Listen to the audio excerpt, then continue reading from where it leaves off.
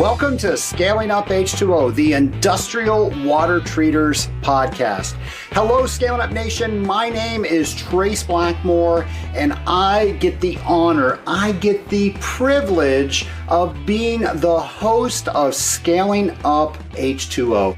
And folks, I want to thank each and every one of you out there because we have so many members of the Scaling Up Nation, and we're getting stronger every day. And we're doing that because you are out there telling other people about the Scaling Up H2O podcast. I can see that in our metrics, and I want to thank you. I also want to thank all of the organizations out there that want to start educating the Scaling Up Nation about their organizations. I have had many organizations contact me and ask me if I would bring Scaling Up H2O to them so they can talk to you, the Scaling Up Nation, about what their organization does. As you are listening to this show, I am recording people at the International Water Conference in Orlando, Florida. And I am doing that because they reached out to the Scaling Up H2O podcast and said, we want to let the Scaling Up Nation know what the IWC is all about. So folks, while I am diligently recording all of these episodes, you will be hearing them in a couple of months, and you will see what it is like to go to an IWC, an International Water Conference convention. Well, last week we talked a little about goal setting, and I was really surprised at some of the mail that I received where people were saying, thank you for reminding me that I created a goal this year, and I really haven't done a lot to work on it. And I gave you some tips last week that even if you haven't started working on it, figure out what are the things that are getting in your way that are making it so you cannot start to work on your goal. If you can address those in the next 2 months, you can then start next year with a running head start and get something done. Get what you said mattered most to you accomplished within the confines in which life allows you to do things in. Folks, don't get upset if you did not, well, maybe you should get upset. If you did not do the planning that you needed to do in order to accomplish whatever goal that it was, that's where you failed. You have to incorporate those in your plans. For example, if this huge life-changing experience happened to you this year, and because of that, you weren't able to get a professional designation, well, folks, that's the issue. We have to address how we're going to work with that life-changing experience. And then when we can figure that out, we can get that goal done. So make sure you're realistic about the action items that you need to take. Start working on that, and I promise next year you'll be able to accomplish that. Well, today's guest is Eric Russo, CWT. Now, Eric's going to talk about a bunch of things with us. Eric's an amazing gentleman. I met him 2 years ago at the Association of Water Technologies conference in Orlando, Florida, and he came up to me and he said, I absolutely love Scaling Up H2O. And we had a great conversation. He had some great content ideas for me, and we just had a great conversation. So with that, I asked him to come on Scaling Up H2O and explain what it's like to be Eric Russo. My lab partner today is certified water technologist Eric Russo of DuBois Chemical. How are you, Eric? I'm doing great today, Trace. How about yourself? I am doing great. I want to thank you for coming on Scaling Up. And you and I just recently met. We were at the AWT Convention and Expo, and I got the honor of shaking your hand as you accepted your Certified Water Technologist certificate and came off stage there. And you got one of those T-shirts that everybody wants. I did, and I'm excited to have it. And the honor is all mine, Trace. I've been a huge fan since you've started the podcast. and I was really excited to meet you. I think the first thing I asked you was, can you draw me the picture of the phosphate breakdown? I heard about it on the podcast. And we did that, didn't we? Didn't we do that on the side We table? did, and I think if I go through my AWT notes, I could probably find that cocktail napkin that you wrote it on. Well, that's awesome. And I appreciate you listening to the show. And since you've listened to every episode, any advice for me? You're doing a great job. I love the short format with the pinks and blues. And I think gaining the input from the audience is awesome, especially going to a weekly format. That's great. If you could do daily, that would be the best advice I have because I'm on the road every day. I got to tell you that you're not the first person that has told me that. And for podcasts to really get traction with an audience, they recommend that you do daily. And unfortunately, and I'm sure you probably know this, the podcast doesn't pay that well. So I have to keep my day job. So probably weekly is the most I'm going to be able to do for a while. I guess we can live with that for now. I'm sure to move to another format, it would involve ads popping up on the phone and all that good stuff. But I do appreciate the advice. And if somebody does have some advice, as you know, I am always all ears. So do you mind telling the Scaling Up Nation a little bit about Eric Russo?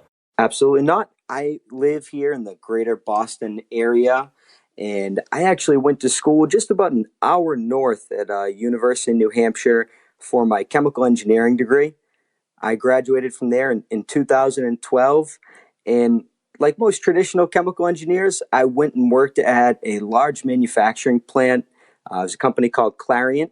They had a manufacturing site just outside of Boston in Newton, and I worked there as a customer test engineer, testing out catalyst elements. Are you familiar with a catalytic converter in your car, Trace? I am, but please tell the Scaling Up Nation more. Well, essentially what this is a honeycomb or metal substrate coated with a precious metal. And what that precious metal does is this is being used in industrial air purification applications where they're trying to eliminate or reduce a contaminant in the exhaust stream. And the precious metal actually allows a chemical reaction to occur at a lower temperature. So we're using less energy to get the desired result. And we would manufacture these elements, and my role was to do activity testing on all the samples that we have in the field to ensure that they're performing as designed. And if they weren't performing as designed, we would offer what's called a rejuvenation process where the customer sends in all of their catalytic elements from a big exhaust system, from maybe a stationary engine, power plant, or industrial manufacturing site. And what we would do is we would rinse them in an acid solution, in a caustic solution, and then we would throw them in the oven to essentially get the activity back to the catalyst element themselves. And that was my first introduction to wastewater because I was charged with cleaning up that water before it got discharged to the city municipality. I can't tell you how interesting that is. My experience with catalytic converters is they're very expensive when they fail and you need a new one. They are extremely, extremely expensive. But the interesting part was when I'm working with these customers, you can offset the upfront cost of adding these elements by doing essentially a cost of ownership analysis on them. And you can help save the customer themselves on their utilities. So they're using less fuel to maybe run at higher temperatures, where if you didn't have a catalytic component, you would have to run to get this desired reaction.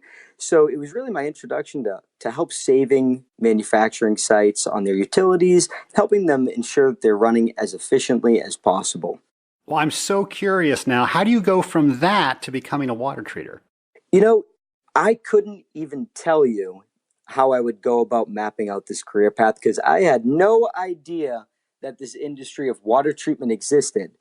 And while I was doing the customer test engineer role at Clariant, I also had a whole bunch of school loans behind me because being the first person to go to college in my family, everyone was incredibly supportive, said, go get them, we're here for you.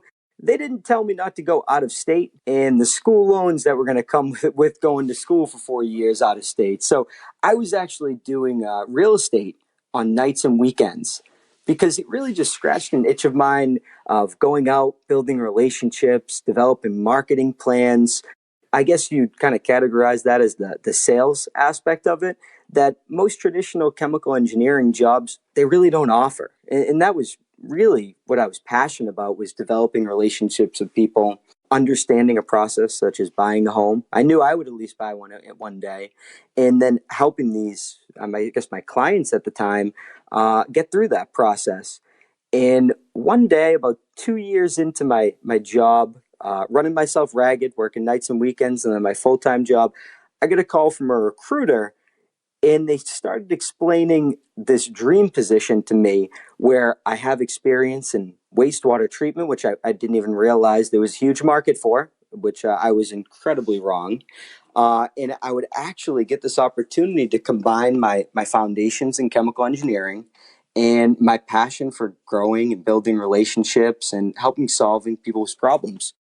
That sounds amazing. So were you looking for a job? Did they just call you right out of the blue?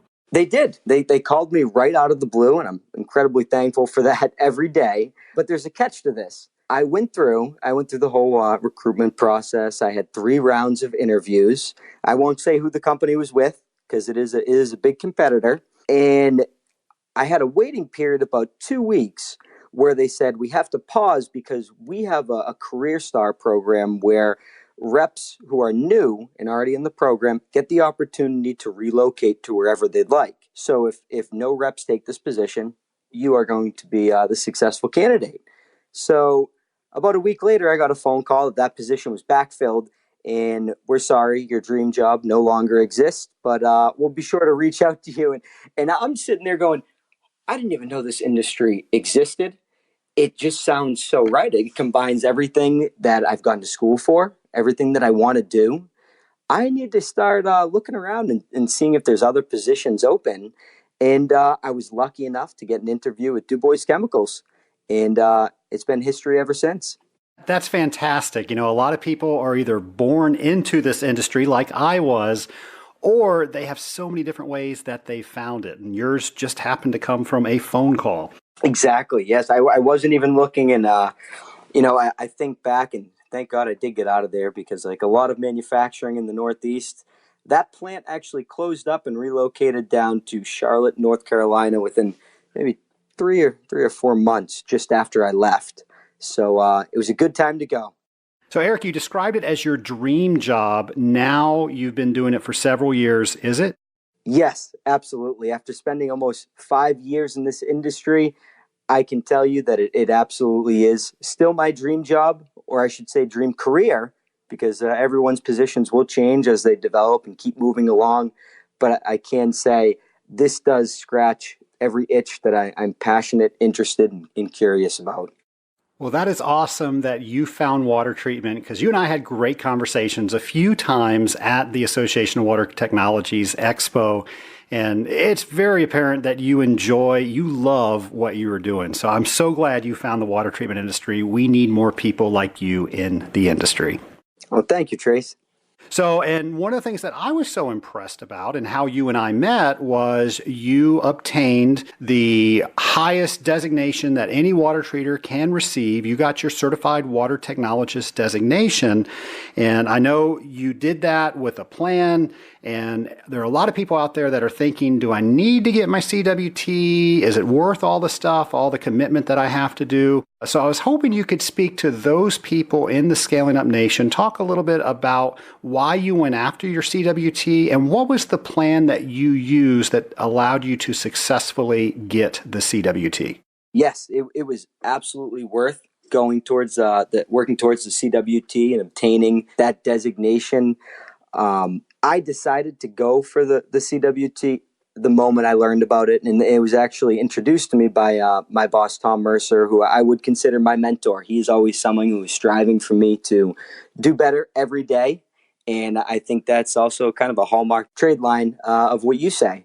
But essentially, as far as my plan goes for getting my CWT, step one was as soon as I met the qualifications for the 5 years, which I was able to meet slightly early because I had my bachelor's degree in chemical engineering with additional relevant work experience, that I had a 4-week plan laid out where I was going to start by briefly going through a brief overview of the different technical manuals that are out there, read through them so I had a general idea of what was going to be incorporated into the exam.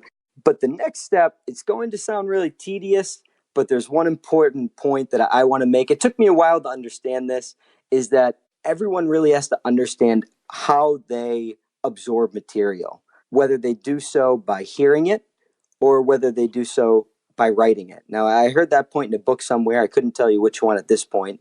I found out that the best way for me to really absorb and understand material was by writing it. So what I did, and it took quite some time, was I went through each one of the technical manuals and I wrote what I thought were abbreviated notes for each one of the manuals where I really kind of digested it down, used some shorthand writing, but essentially pulled out the most important information from each line. I have a stack of papers that's probably bigger than a technical manual itself from all my notes I put together for this.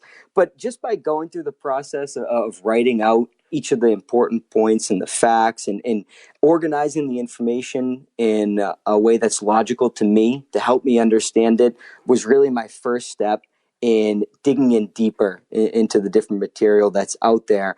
And then off of the notes, once I went through all of those manuals, I then wrote out flashcards. So by going through that process, I had 2 opportunities to write out that information. So that helped me familiarize myself with it and actually just help everything stick. And then after I have those note cards written out, that's when the laborious part comes through, where I'm actually memorizing all of those note cards each step of the way.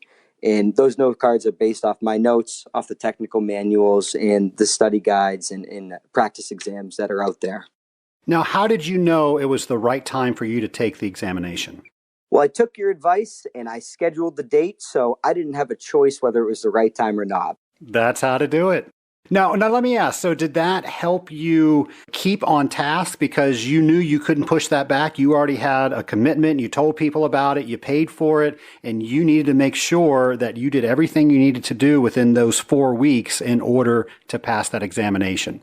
Absolutely. It helped me prioritize what was most important that I had to get done.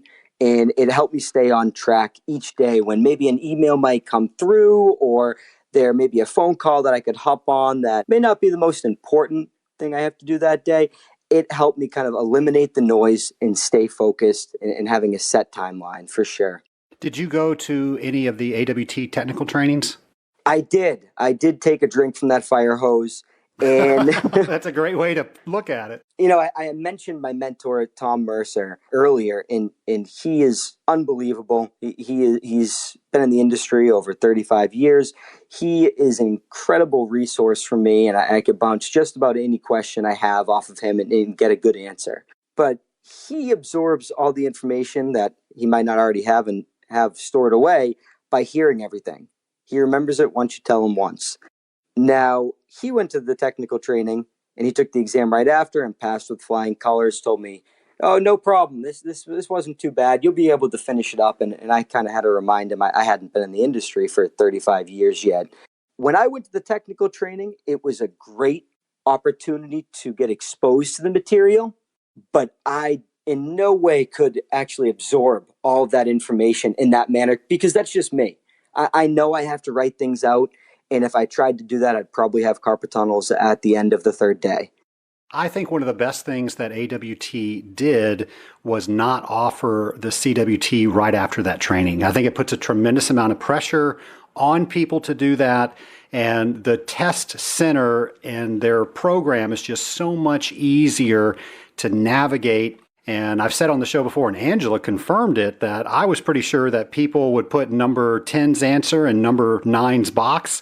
And then when they get to answer 200, they're really at 199.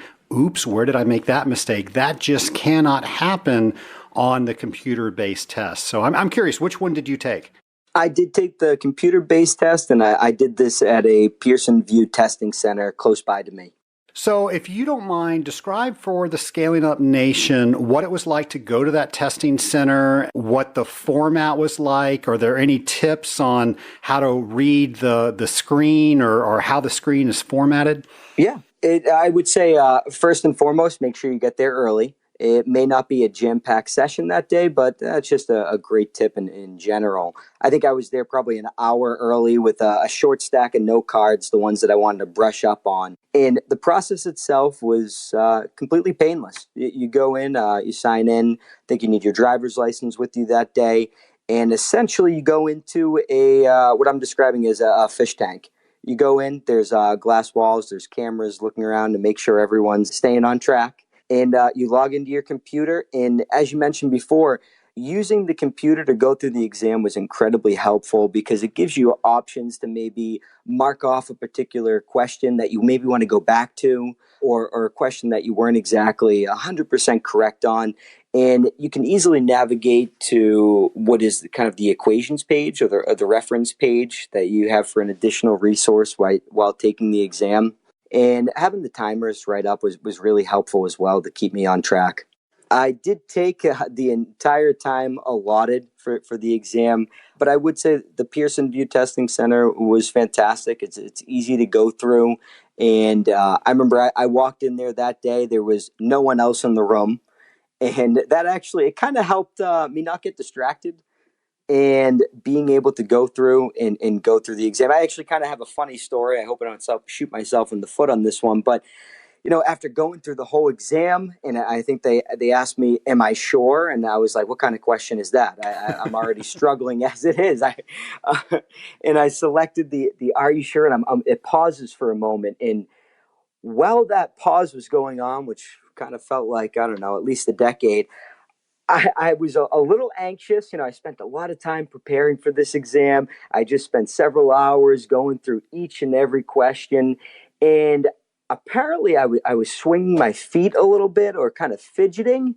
And what I did was I accidentally disconnected the cable to the monitor and the screen went black. And I have never, my heart sunk into my chest. I got sick to my stomach. I looked around the room, and mind you, I'm in this fishbowl. I know there's cameras. People can see me, and I have my hands up in the air going, what just happened? Please don't tell me all that time was a waste. And this whole exam, I have to now retake over. I just can't do it. I'm going to have to reschedule for another day. Luckily, because we're at the Pearson VUE Testing Center, they're continuously saving each one of your answers. And come to find out, I only disconnected the screen. It wasn't actually the modem or anything doing all the thinking. And a gentleman came right in and helped me right away, plugged it in, and come to find out, I passed the exam.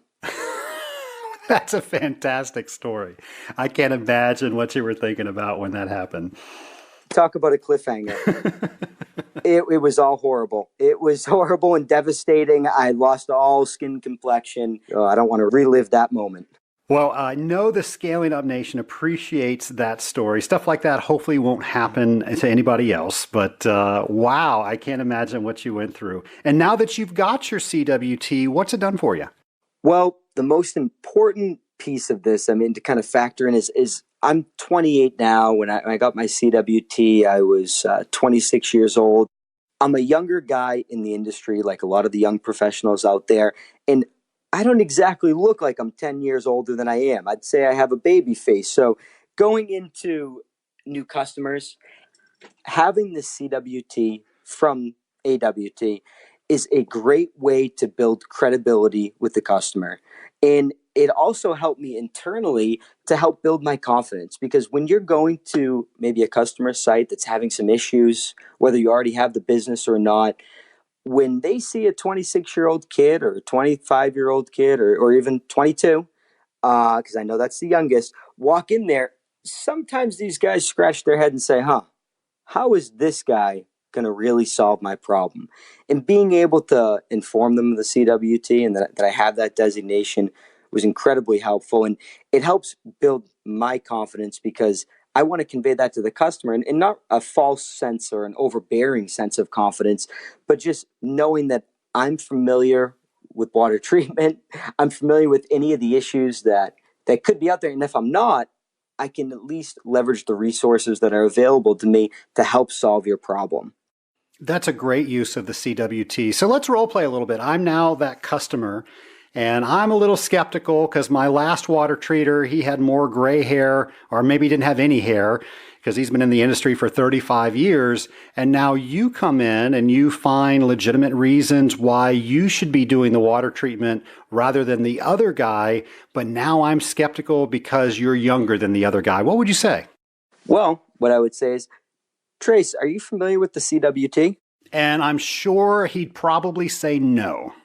And then we go through the motions of saying, well, this is a certified water technologist designation that requires a rigorous exam, 5 years experience or equivalent, and it proves it's a designation set aside for the top water treaters in the industry. It's administered by AWT, the Association of Water Technologies, that is nationally recognized as the number one association in our industry. And having gotten that CWT designation, I can prove to you from a third party that I am capable of solving your problems. I think that's awesome. And now you've taken some doubt away from that individual. And it's not just you saying you know what you're doing. You've referenced that third party, and they can look it up if they want to. I love that. Absolutely. Yeah, it is great to have that CWT. And to be honest with you, when I first got into the industry, I think the first thing my boss said was, does your father have gray hair? Oh, no, he didn't go gray until maybe he's probably 45 or 50 or so. He goes, I was hoping maybe you were going to get a little salt and pepper on top at an early age, and that would help build some credibility. And he was joking, of course, but in the industry, there are a lot of people who have been here for a long time because it's such a great industry. And sometimes customers can be a little skeptical when their last guy was a seasoned veteran, and here's some new guy coming in. I hear you. I had that happen to me as well. I was too young in other people's eyes. That's a good thing, and eventually you're not. I can tell you that as well. But when I was considered for AWT president, that was one of the issues that people had. I was the youngest AWT president at that time.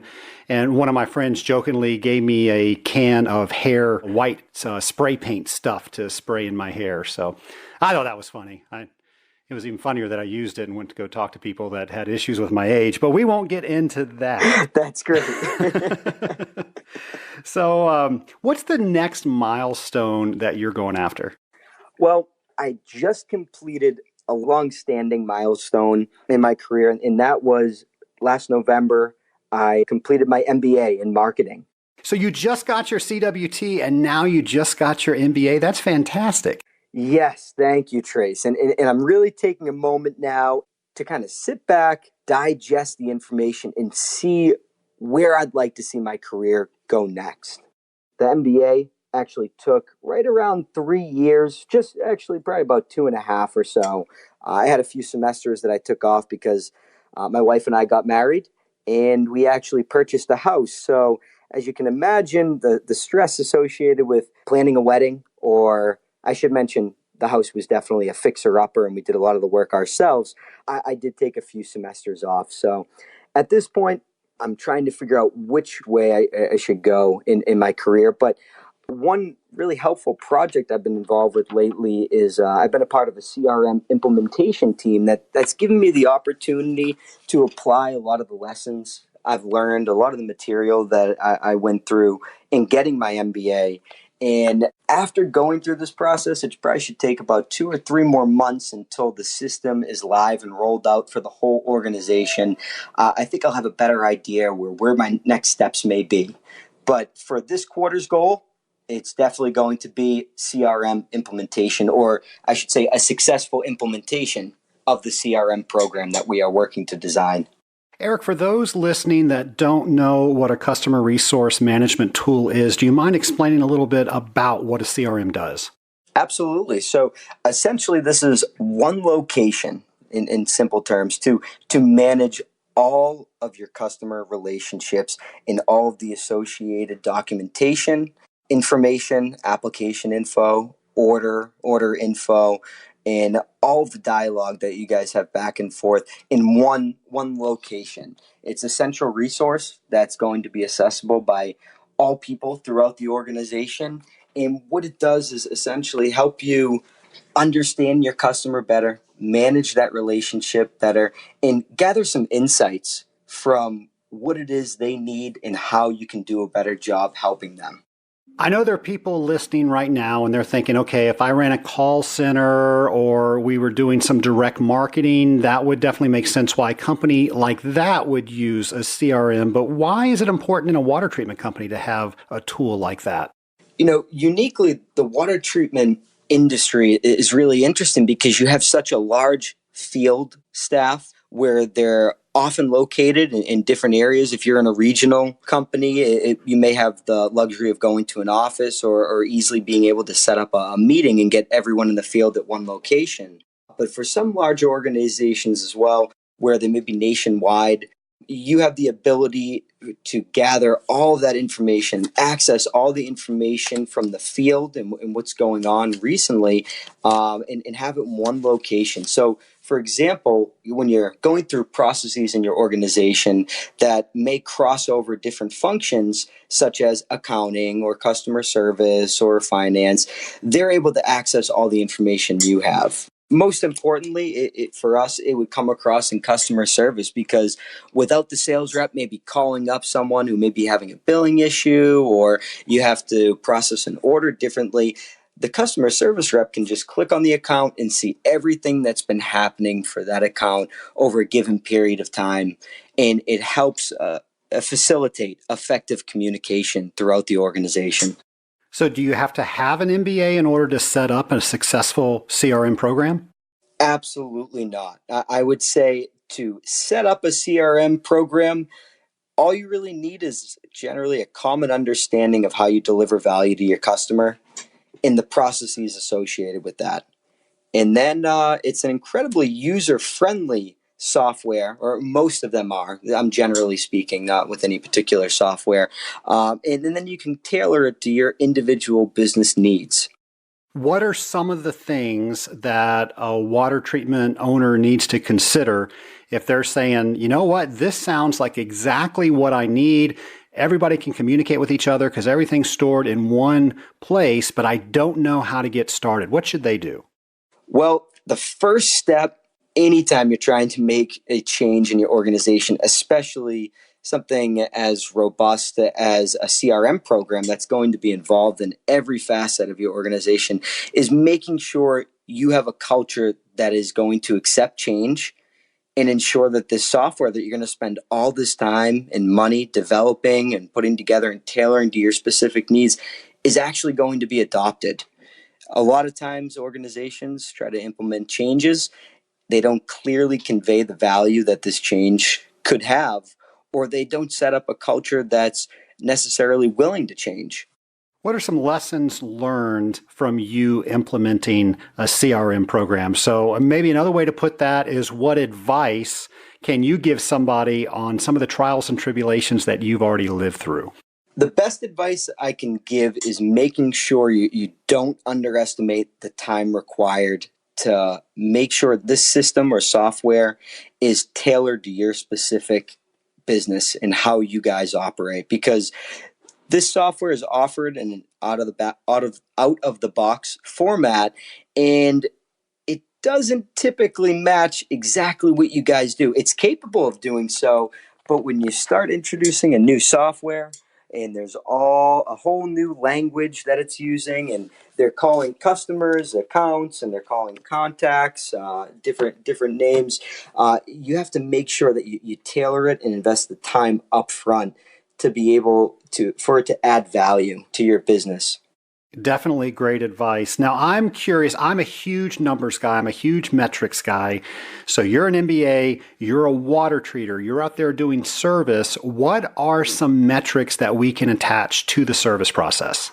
So as far as the service process is concerned, it's really important to understand the frequency that each customer is going to receive a regular service visit. And it's also important to understand the time it takes to complete the service visit itself, on average, per se, from a service standpoint. And you probably have a fancy name for that, like TTS, time to service. Exactly. How'd you know? Of course, yes. And you can have that tied into the system and be able to track. And it really helps to plan for individual reps if you're a service technician, or like most of us who wear multiple hats. One day we're a service technician, other days we're more of a sales role. And of course, we're always wearing our detective hat. So now that you have tracked some of these numbers, what have you seen? What have you been able to achieve because you're looking at things now? Well, what we're able to do is identify or gain some really deep insights within our business on opportunities for improvement and opportunities to improve our efficiency. As far as a metric standpoint go, and I almost want to take a step back as well, because generally when you begin the process of adapting this software, you really go deep into the weeds of what your business processes look like, because you're trying to map out the workflows. And let's say you're submitting a new contract. Well, who has to approve that contract? Okay, what criteria are they looking at for this contract? Is it profitable? Are we losing money? Did they factor in enough time for service? And the first step is really understanding your business processes and understanding if you're running those processes as effective as possible. So the exercise of beginning to design the CRM really helps in itself improve your business function. The other question that I'm sure people listening to this program are thinking, especially if they're working for somebody else, oh, this is just something else that I have to fill out. This is going to take more time than it's worth on the job. And I know you don't feel that way, but for those that do, what do you say to them? The most important piece to kind of overcoming that adversity is really ensuring that you communicate the benefits associated with using the software. It's really easy for someone to roll out this software and not openly explain to the different individuals involved that are going to be spending a good portion of their already busy days. Oh, now we're adding more metrics. Now we're adding more numbers. But the first step is, what are we replacing? What were we doing before? Were we even tracking these? If we were, what system were we using? And how is this information being logged?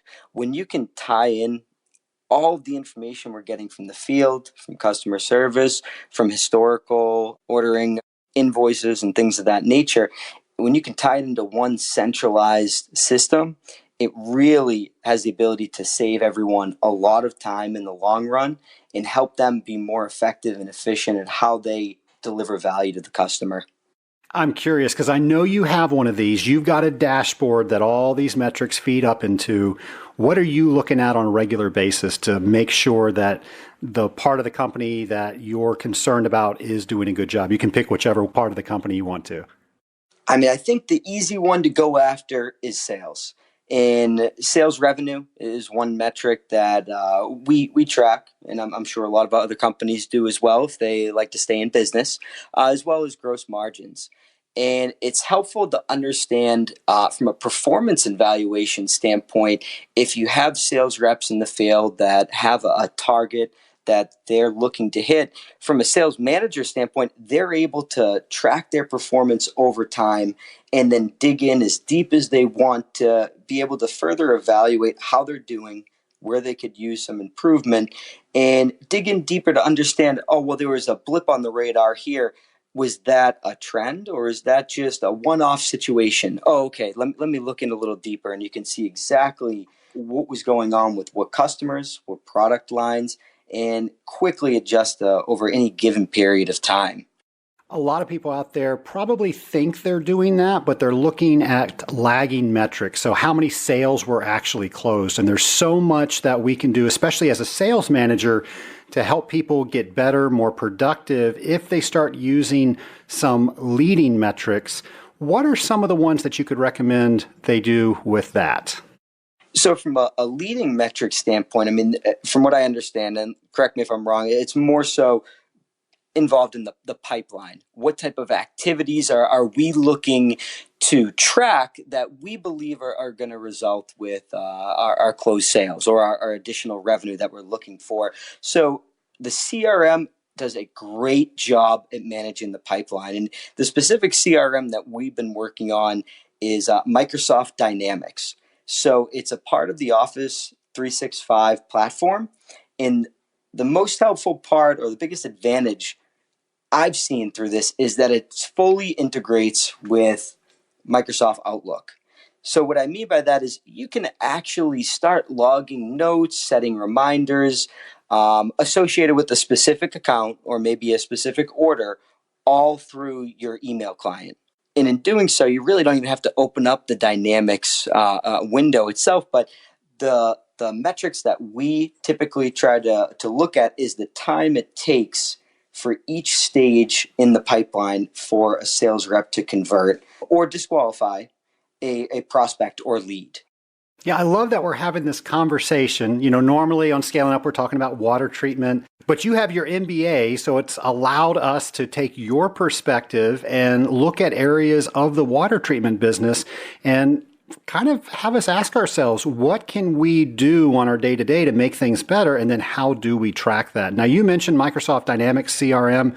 We use that here at Blackmore Enterprises. I've also heard of people using Salesforce. There's about probably 12 others out there that I can't think of right now, but pick one that you're familiar with. If definitely you're using other platforms like Outlook or Microsoft Office 365, that you might want something that goes into that system, and look at it that way, and then figure out, one, what you can afford and what's going to be most user-friendly to you and your people. Absolutely. I think that's a big part of making the selection up front and understand what's going to fit your needs. How is this going to be used? And what are you looking to come out of implementing this? But I will say, if you are using the Office suite, and it sounds like you have a lot of experience with it as well, Dynamics is definitely a great solution.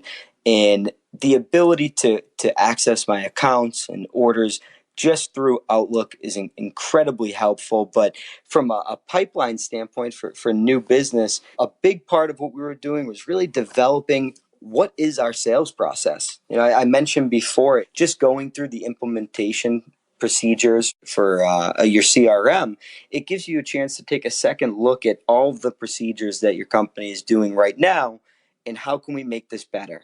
So when we were going through each stage of our pipeline, we wanted to be able to understand, well, what does it look like in discovery phase? Or what are we looking to have done in the proposal phase? And are there any associated documents that we need to have attached here? Or maybe forget the attachment. Can we just create a form that's really easy for our reps to fill out that will automatically get inputted in here? And those were all really helpful conversations to have. And it really helped us. What we believe is going to do is create a highly effective team by being able to clearly communicate exactly how we're adding value to the customer and exactly what activities they need to go through to, I hate saying the word exactly, Trace, because I feel like it turns people into robots. I should really focus on the ability to help guide them through this procedure. Well, I'm thinking of my big thing is checklists. We like to write procedures down so people do things within the standard that we do them in, and that's why people give us business, and we want to make sure people uphold that standard. But if you have this huge procedure, somebody's not going to look at that out in the field. So we reduce that down to a checklist. And based on what you said, and what I'm getting to with that is there was a book out there called The Checklist Manifesto. And I don't remember the guy's name, but he said that when you're writing procedures, when you're writing checklists, the goal is that you make sure that they don't forget the stupid stuff. So they're doing this high-tech, calibration, or they're doing this troubleshooting, but it's that little silly thing that they're going to forget, and that's what's going to bite you in the end. Absolutely correct. And we need to make sure that silly stuff is included. And when you're looking at these dashboards, these different forms, that it's at the top, it's out in their face. We can't forget this one. You can't proceed without adding this piece of information, selecting this drop down, or checking off this box. And that's a really good point. I mean, having these SOPs or checklists, which is more applicable to this standpoint, is incredibly helpful in guiding the reps moving forward on each one of their opportunities that they're pursuing. I don't know if the Association of Water Technologies is going to pick one of the abstracts that I've submitted, but one of the papers that I've submitted for next year's convention is taking everybody through the process that I use to write those checklists. So maybe you'll hear me talk about that at AWT. Maybe you won't. We'll have to see if they pick it or not. That's great. If they don't pick it, I would love to have you forward off a copy, because I don't know if it's because the first few books I read in my career were the E-Myth, and I think you mentioned Good to Great as well. Those were really instilled in me moving forward through my career. And nearly every activity that I go through when I first started is I put together a checklist or a standard operating procedure, something to have a living document available for me to help make sure that I can assist my customer in the most effective, efficient way possible, and that I always have some type of way of documenting. Because as you've mentioned before, if it doesn't get written down, it doesn't happen. Or if it doesn't get documented, it didn't happen. Well, that's great advice. And I feel so much better about myself because I thought I was the only one that loved policies and procedures, but there's another person out there. So thank you for identifying with me. I should send you over my grocery checklist. That's awesome. Yeah, that was definitely a big passion for me. On my first job, my first month working at the company, they got acquired by a much larger manufacturing, much larger specialty chemical company. And a lot of my first year and a half at that position was working with these third-party consultants that corporate had hired and going through each and every procedure that we performed under the different roles and understanding how can we make an SOP out of this? How can we create repeatable results? And how are we sure that it's going to reach the desired effect each time? And a lot that, and along with those books that I had mentioned earlier, really, I pulled that through the rest of my career. Well, I'm going to tell you, I'm impressed to hear that you read the E-Myth. I always recommend people that are trying to start their own company that that's the first book that they've read. And you learn that you're a very good technician, but you really don't know how to be a business owner. And that's why most businesses failed. So I think it's awesome that you've already read that. Thanks, Trace. Yeah, and it really helped clarify a lot of things in real life. I mean, I was looking back, and growing up, my father had his own company. He was a carpenter, and he ended up actually going into the union because he was the best technician out there. He was a perfectionist. No one did better work than him, we'll say. And then maybe once a month he put on his manager hat and actually sent out some invoices, we'll say, or probably more relevant, he spoke with the other people he had working with them and helped kind of work them towards a common set of goals. But once in a great while, he put on his entrepreneurial hat, and that was probably the day he started his business, and I don't know if he ever put that one back on. Well, Eric, this has been a great interview. We're talking about things that I didn't think we were going to talk about when we first started the interview. I didn't think we were going to be talking about CRM, but we did. And I think a lot of people in the Scaling Up Nation are now thinking, wow, if I track something, I can actually make it better. And there are tools out there that will make that easier for me. So I want to thank you for bringing that idea to the Scaling Up Nation. And I look forward to hearing back from people out in the nation of how they're using that or what ideas that they have. But with that said, I thought we could go right to the lightning round if you're ready for it. I'm ready for it. All right, so my first question, we're getting into the DeLorean. We're going back to the very first day you started as a water treater. You're now going to give yourself some advice. What is that advice? The first piece of advice I would give myself is don't only focus on efficiency, but also factor in effectiveness. It's great if you can do a task faster than anyone. Best example I can give you is the best door-to-door salesman is highly efficient, but it's probably better off if he maybe makes a phone call or shoots off an email if he wants to have a bigger effect on gaining new business. Yeah, something we do here that you remind me of is we try to be as fast as we can with our testing procedures. But who cares if we're fast if we're not doing the procedures correct and we're getting the wrong result? So what we'll do, and I think the guys like it, but they've never told me they haven't, is I'll make up a batch in the lab and I know exactly what that sample is. And we'll see if they can do it within a certain amount of time and how accurate they are since I designed it by weight. So I don't know if that sounds crazy or not, but that's one of the ways that we make sure everybody's keeping up on making their tests not only quick, so we're not wasting time on that, but we're not losing the effectiveness of those tests too. I think that's great. That follows in line with making sure that you always have a way to calibrate any sensor that you're using out in the field. Make sure there's always a check to ensure that you're getting the results that you believe you are. And I'm sure you'll enjoy that I have a procedure for doing what I just described. Really? I, I couldn't imagine that you would skip over that one. I figured you'd enjoy that. All right, so my next question is, what are the last few books that you've read? The last few books that I've read, I just completed this one on my flight home from my vacation, was Measure What Matters by John Dewar. And that is all about OKRs, which is objective and key results. And it goes along with a lot of what you said in your year-end review and setting quarterly goals. And it goes into depth about Google and the Gates Foundation and how do they utilize these OKRs.